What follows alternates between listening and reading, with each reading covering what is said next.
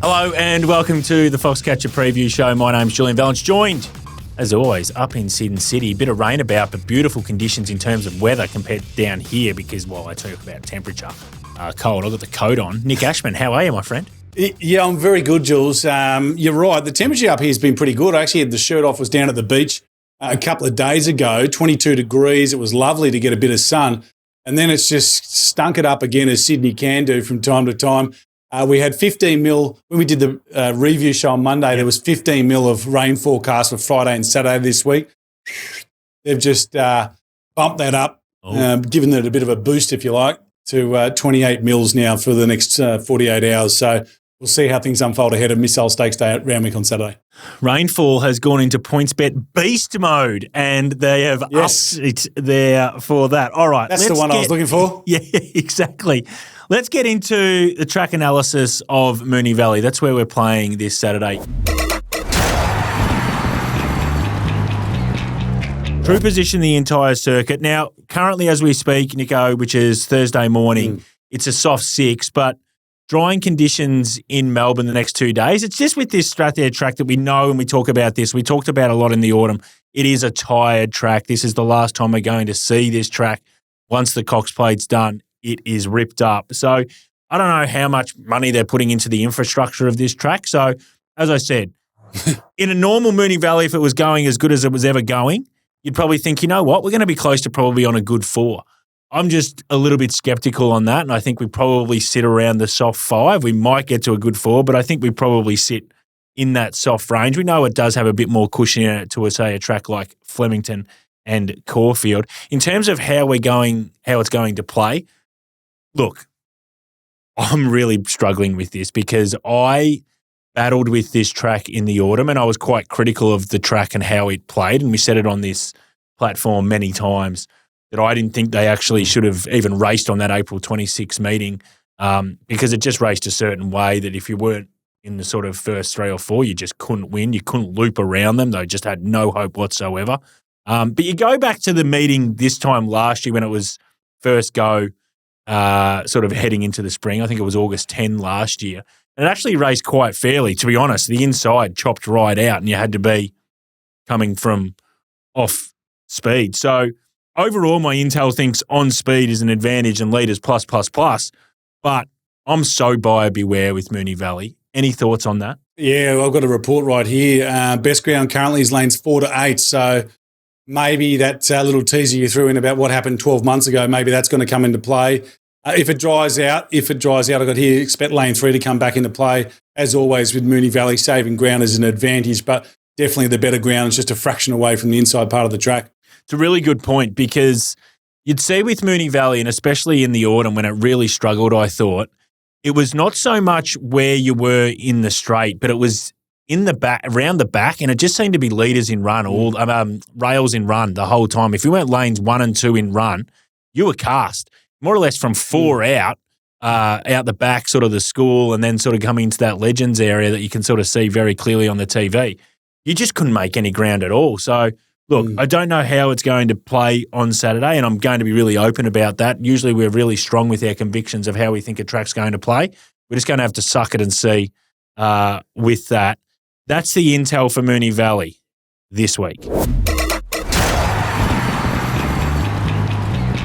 Which leads us into our Fox factors here, Nico, because I want to do just a bit of a deeper analysis of Moonee Valley as a whole. Yep. As we've spoken about, this is the last time we'll see Moonee Valley this year. So how much has been put into it, I'm not sure, but we know that it is a tired track and it's raced as a tired track probably for the last 18 months. In particular, the autumn I thought was really poor. But I don't think there's any track more so prevalent in Victoria that it is horses for courses.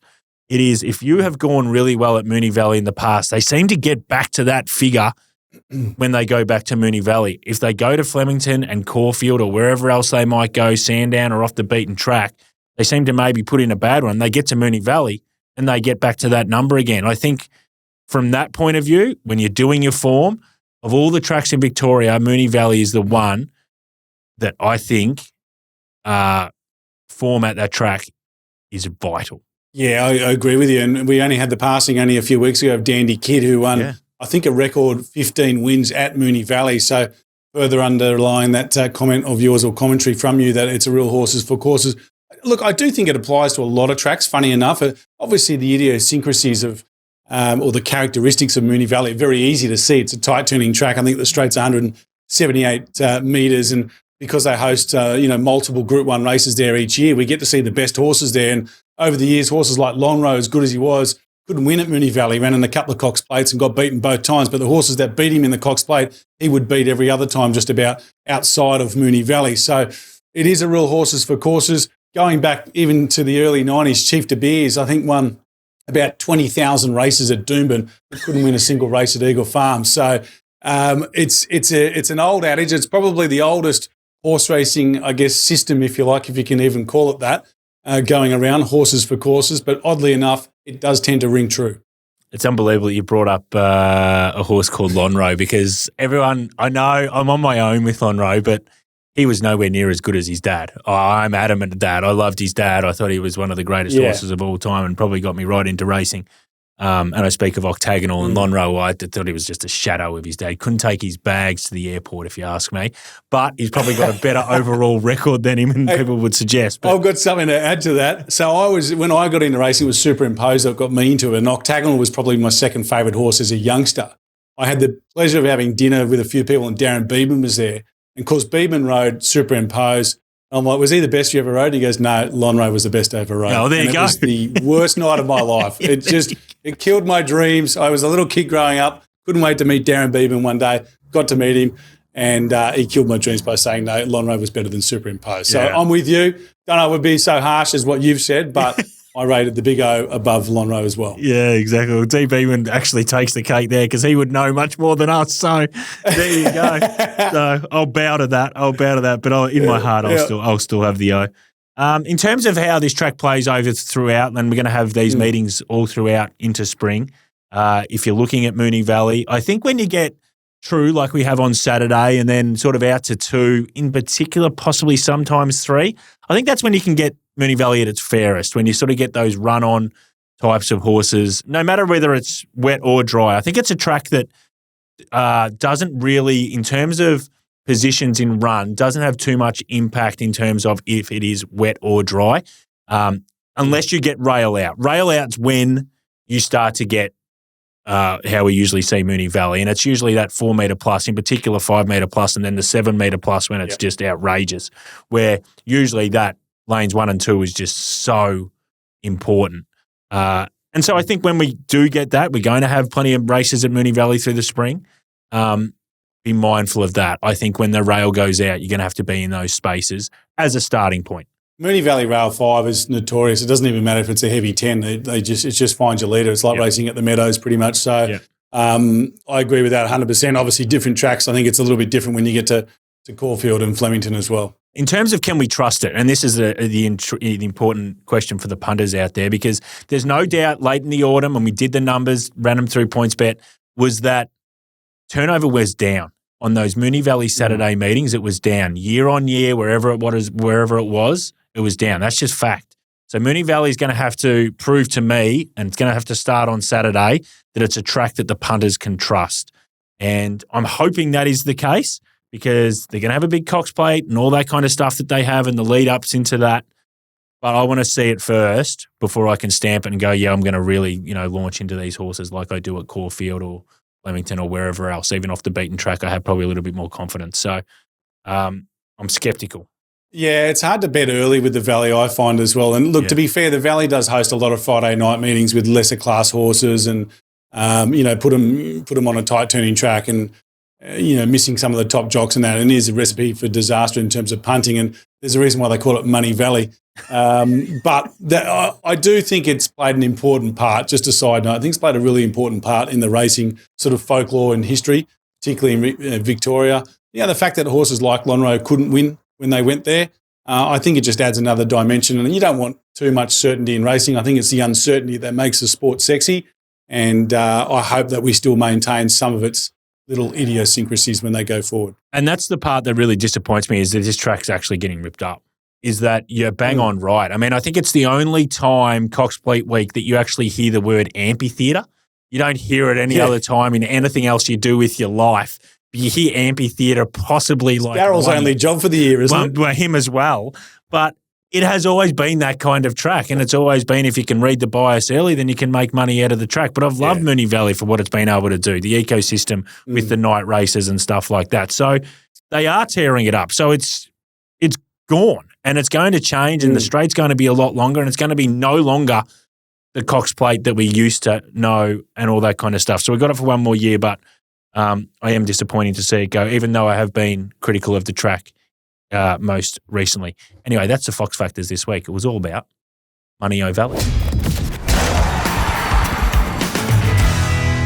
All right, feature race this week, Nico, is the Travis Harrison Cup. We're just going to get the market here with PointsBet. Saturday, I'm just going to call it that because I don't know how to pronounce the other sort of way to do it. It got the win last start. Sadati. That's it. Yeah, Saturday, you said. And then you got Nelly Lalex. It's obviously next in the market. And then you get out to further horses like Charterhouse, those kinds of horses, and even Relentless Voyager, just also in single figures or close to double figures. Speed map important here. I've got Nelly Lalex holding the lead here. I'd be interested to see what you thought in terms of you think Saturday can even hold that. But I just think it's drawn inside it. They burnt the candle last start, and I think the kid was on it, and I think they drew 17 or 18. They just went, I've got to go forward here, and they sat outside leader. Saturday had Sadati. I'll say it correctly. Sadati had sort of the sit on it all the way through. I think this map's very different to what it was at Flemington, and we know that obviously Flemington doesn't suit that leaders as much as what it does. So I think it brings Nelly Lalex right into this race. But as a starting point, Nico, I've got it leading Sadati, but I think it'll probably try and sit outside it. Any difference of opinion there? Yeah, I do actually. I think Smoke and Romans might be the one that comes forward. He's drawn a whitish gate, 3 kilo claimer on board. So I don't know if that means they use the claim and keep a rolling tempo, or if they're looking to have a pipe opener, to use a term that hopefully most punters are familiar with. But first up in the autumn, he ran in that Victoria Gold Cup. He settled third in the run, but it was a very fast run race where Deny Knowledge led all the way. She posted very slick sectionals through that first section of the race. If he goes the same speed on Saturday, I'm convinced he'll lead this slot. So, sorry, mate, I'm going to have to disagree with you there. No, and that's good. And the only reason I had it leaders back was just the fact that it was off the let up, and I just didn't know whether they'd want to burn it, and those other two horses are much fitter in prep. But I totally get it. If that horse is third or fourth up, I'm putting it leader, no doubt whatsoever. But it's an interesting point you do make, because if it does then kick up, then I think Nelly Lalex probably can take the outside leader, and then I don't know where Sadati sits. Does it try and possibly take leader Nelly Lalex's back? I'm not so sure. Outside of that, I think the others probably find their spot. I want to identify one horse that really interests me in this race, and it's called Relentless Voyager, Nico.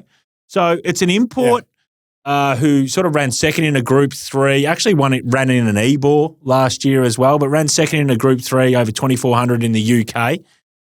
Third up here, significant jockey change. Senior jockey goes on, but just not any senior jockey. Mark Zara goes on. So the first two runs, they've had the apprentices on. First up, 1,600 was a bottler. Absolutely outstanding run. Didn't have much luck. Ended up right on their heels. And then second up, I just thought was out the back and just sort of given, just another bowl around as such without being sort of crude about it. I don't know if Saturday's the day, but this is a horse that can make, I reckon, some waves this spring. Yeah, well, he's clocked the best last 200 metres of his race in his first two runs this preparation. He's only 2 runs down under. The little query for me is just how the track plays.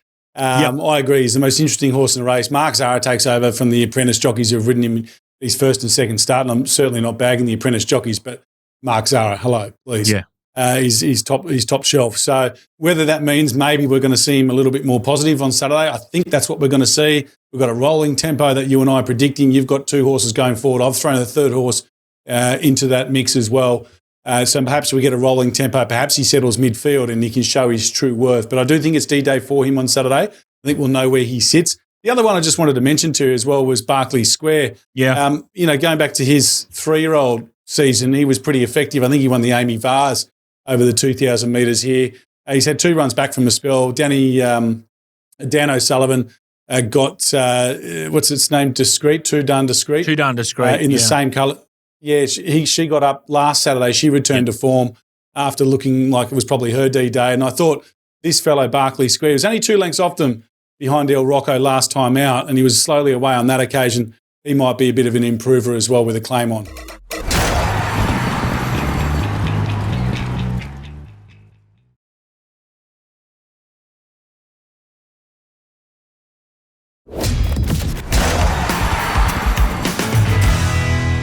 Okay, let's get to my Victoria set. As we've said off the top, I'm just a little bit buyer beware Moonee Valley, but we are going to be betting. There's no doubting that. Going to start in the first race. Now, I don't do this often. I actually am loath to do this and a little bit dagger to the heart doing it, but I'm having 2 bets in this race, which is fine, but I'm having 2 bets at this race, which are at the pointy end of the market. Race 1, number 4, Hovland. It's got the New South Wales form. You'd probably know this horse better than me, Nico, but these 2,000-metre races plus in Victoria, they just seem to be going around on the one spot. They're just taking their turn. I just was always looking for a different form line. I think this horse provides it. The numbers it's got when it has been able to win are really high. I think the race it comes out of last start I've got ranking really, really strong. Blake Shin goes on. Yep. It's drawn 1. I just think he can settle sort of 4th, 5th back on the rail. If he can just get the luck at the right time, I think it's the best horse in this race by far. So I want to be with Hovland, but I also just want to be with the one down the bottom, Foi de Tron. Now, this horse might be way better at 2,200 metres plus, and it's getting to 2,000 metres really quickly. So 1,700 metre win at Geelong last start, just in a lowly rating race. But I've got it going good. It was really strong through the line. It's on the minimum here. Jamie Mallam. I just don't want to not be with it. So I'm taking both of them, Foi de Tron and Hovland. I think one of them wins. I'd be absolutely shocked, but I've been shocked plenty of times before. Race 5, number 11, there's a horse called Escher. Won its debut at Morphettville Parks and just blew up the clock. You can get around $2.15 with PointsBet for Escher, and I'm happy to take that price. Damien Lane in the saddle, I think, significant. It's had 2 jump outs, trials, not my go, but I just assume it probably went pretty fast. It's just a really fast horse. It's Morphettville Park's number is just too big to ignore. I think it scoots around this track. I think it'll be really hard to hold out 1,000 metres. Want to be with Escher. And in race 9, number 4, Great Maximus each way, that $5, $2, you can sort of get at PointsBet. I want to be with that as well. It's a really consistent horse, and it's drawn great here in gate 3. But here, as we've spoken about a lot and how important these changes can be, Mark Zara goes on. And again, no disrespect to the previous rider on these horses, but this is going to be a significant upgrade for this horse with Zara going on. And I just think it's going to be right in the right spot. Just seems to be horse A for me in this race. Happy to back it each way, Great Maximus. So they're my plays for Victoria this week. Let's get to New South Wales here, Nico. So we're just going to start with the intel of how this track's going to play. So as you've spoken about off the top, there's a bit of rain about in Sydney. So we're at Randwick. We've got a true position the entire circuit. We're probably on a soft/heavy range, and we're probably leaning towards that heavy range, I think, from what you've been able to be talking about recently. What's the intel? How do we think it's going to play? Yeah, look, there is the chance we could only get 3 mils between now and Saturday afternoon. If that's the case, then we might stay in the soft range, but it's highly unlikely, I think. So Intel's saying already an off-rail day, so looking at lanes 4+, and if a lot of that rain comes, I think they'll just get wider and wider. So it's going to make it quite a slog coming up the Randwick Rise, as they talk about. Yep. I think you want horses that are reasonably fit, horses that can see out the distance that they're running in, not something that's a little bit dubious at the trip. And most importantly, I think you want something that can sort of get well away from the rail in the home straight. And it won't be an issue, unlike Randwick, I think last week or the week before, where you need to be in the first 3 lanes coming around the corner. We do think you'll be able to circumnavigate the field on Saturday. Beautiful. Okay, so that's the intel for Randwick, which we know is going to be probably pretty wet. Let's get to your New South Wales set. You've got 3 horses for the punters out there, Nico. Yeah, and I'm a little bit scared because all 3 of them are resuming from a spell, and I've just spoken about how important I think it is to be fit on Saturday. So I'm sort of that's brilliant. I'm pulling the trigger at my own head. But look, I think I've landed on 3 horses that might just have a bit more class than their rivals. But let's start with race 3. Number 8, Kirinska for Chris Waller. This is a 3-year-old filly, first up in her second preparation. Chris thought enough of her. She won on debut. The only time she saw a wet track, she won in pretty good time as well, being Namaste and Splashes Steel at Canterbury. 4 weeks between runs. Chris goes straight to the Sweet Embrace Stakes Group 2. She was beaten less than 2 lengths by Within the Law there. And then she goes from there to the Magic Night, where her SP there was about $12. Now, 2-year-old racing, I get it. It's hard to line up against the older horses. The point I'm making here, it's a patient stable. They threw in the deep end. She must have some sort of ability. 2 trials ahead of her return. 3-year-old filly taking on the older mares. To me, it looks like an attempt to get a benchmark or a domestic rating up so she can get into stakes races and get some valuable black type. So I'll be looking at her down in the weights early in the day. Fast forward then to race 7. And this is my best for the day. I think he's a real good horse, and I think this is just a hit-and-run miss and to also get his domestic rating up. It's number 12, The Blade, and he's already been off the map. He was $4.40 when I sent the tips in yesterday. I think he's sort of down towards $3 now. Okay. He's been gelded since we last saw him, Julesy. He's a horse that I've been keeping a close eye on. He was at 4th behind Private Harry in the Brentsmark 72 only 2 starts ago. He started $2.70 against Private Harry, who would later go on to win, of course, a Galaxy, a Group 1 Galaxy. So he's a pretty handy horse, this guy. 1 trial ahead of his return, but he absolutely donkey-licked them in the trial, and the data out of the trial was pretty good. He ran 54.3 for the 900 metres at Rose Hill, which is pretty good going. So for mine, I think he wins this and he goes on to stakes races at some point during the spring. And the last of my trio comes up in race 9. Another horse that returns as a gelding, Adelaide River. He was spruiked as a potential Melbourne Cup horse when he first landed in Australia in those famous Lloyd Williams silks. He didn't really put it all together. They've removed his 2 best friends. I sort of speak on and off to Chris Lees about this horse, and I know he's got a reasonable opinion of him. He thinks he's come back in really good order. He's had 3 trials. He's won all 3. He probably doesn't like it really wet, but that said, he hasn't raced on the wet as a gelding, so we're going to learn a bit more. But I think the booking of James McDonald is telling. Yep. James went up to ride him at Gosford in the trials, which you don't see too much of. So I think Adelaide River might be one of the better bets of the program as well. And if he wins this prelude on Saturday, he might progress to races like the Wyong Cup, and who knows, he might end up in a Metropolitan in a few weeks' time. Beautiful. Okay, so that's the intel for Randwick, how we think it's going to play, and then obviously Nick's set along with that.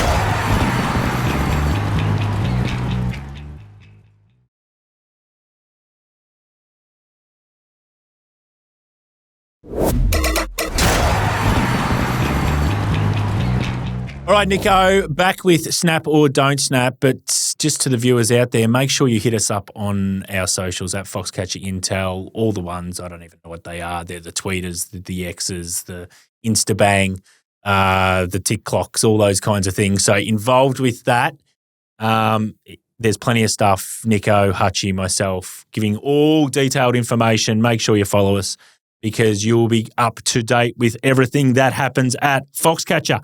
Snap or Don't Snap, I'll kick us off here, Nico. Moonee Valley, I think this horse is going to be really popular because it's got big numbers at Moonee Valley. One of its biggest ratings clearly is at Moonee Valley. I speak of race 5, number 7, Stolly Bolly, around that $3.60 right now at PointsBet. Now, I've got no doubt it's a really good winning chance. Blake Shin on the sale. It's first up here off 217 days. But the key factor for me is, and why I haven't got it as short as that sort of 360, and I think you'll get a better price, is just got no 1,000-metre form. And we can't always say 1,000-metre horses for 1,000-metre races only when it suits us, when we want to be in that space. It's just an adage for everything, for all time. Now, we might be able to come back and be able to do it over 1,000 metres, absolutely might be, but just haven't seen it before. I know it hasn't really done it, tried, but I just think it's the way it builds into its races. 1,200 metres is better for this horse. So just at 1,000, first up off that long break, just think they might be a bit zippy, just might get out of its comfort zone a little bit too early than what it wants to. So I'm got it just a little bit bigger. As I said, this horse could still come out and win, but I just reckon at some stage you might get a better price about Stolly Bolly than that sort of 350, 360 on offer at PointsBet. So just keep the powder dry and then maybe back it later at the death and you get a better price. You've got one for us, Randwick, not one horse. Yeah. You could have the whole entire field, my friend. Yeah, race 8, the Missile Stakes. As you know, I do a bit of work with proven thoroughbreds, and Private Eye's the $2.50 favourite for the race. I'd say there's a fair chance he won't run. So my warning to punters out there is that you're going to get a 40-cent deduction if he comes out, if you bet into the race now. So the way that the deductions work, I probably would just sit tight on that race because I think it's more than likely that he's not going to run. I don't want to hang my hat on it because who knows what the Sydney weather would deliver us, but you will cop a savage deduction. So I'd probably just sit tight for betting in the race. And for what it's worth, I didn't mind Romeo's Choice each way around the $17 mark in the race as well. So, but I won't be betting early. I'll bet later on. Yeah, it's a really interesting one when a horse like that does come out because in essence, the traders have to actually reframe the market. They almost go back in the day when I was doing it for another joint. You'd have to go back all the way and just about do it again as if it's a brand new race and not just like take the deduction out and then go with those prices. You almost have to begin again. So it's a very good point that you raised. There's the snap or don't snaps for this one. All right, let's get to pin the tail here, Nico, where we sort of have a suggested go of the SP, the starting price at PointsBet. Last week it was splashback. Now I go 1-0 up because there was a deduction after we did it. So you ended up with $2.35, ended up with $2.94. Splashback ends up $2.70. I get you by the barest of margins, but it is a margin, so we move on. Mornington Glory. Well, to be honest, mate, I think you're in the pole position here because they sort of put up $2.80, $2.90 PointsBet. It's now out to $3.60. Won this race last year, but he's off 287 days. I love his record at Moonee Valley. I love his record at 1,000 metres. Did win a Moya Stakes as well, so he's no mug. He's a 110 ranked horse too, rated horse. He actually should be getting 65, but they've sort of got a rule in at Victoria that they don't give anything more than 62 in these kinds of races to try and build field sizes. That hasn't happened here. They've only got 6. So only carries 62, then gets the claim. I'm $2.70. $2.70 I am. So I'm probably right off the chain here. You are a bit bigger. Well, we'll see what happens later. I don't think he'll be too much bigger than what he is now, but I just saw the first up of a long break, 3 kilo claimer against Zara and Shin, who are both on pretty good chances that rate well. All your points you made about his track form and his domestic rating and how he's weighted in the race are very valid points, but just sometimes in a quick thinking race like this where you've got to make sharp decisions, I just think the market, not me personally, but the market sometimes plays against those 3 kilo claimers. So I'll leave him at $3. Good. Nick, $3, me, $2.07, Mornington Glory. We'll see how that goes. That was Pin the Tail. Let's get to plays of the day very quickly here. Race 9, number 4, Great Maximus each way, $5, $2. Zara on significant, good draw. Thinks it settles in the first 6 and can win for us at Moonee Valley. You, Randwick, go. Race 7, number 12, The Blade. He resumes from a spell off one trial, but I think he's stakes class and down on that weight, he'll get the job done and be beating better horses in the future. That's our preview this week, viewers. Moonee Valley, Randwick. We'll be back on Monday, Nico and I, to go through Melbourne and obviously go through New South Wales. See you then. Bye. What are you really gambling with? For free and confidential support, call the number on the screen or visit the website.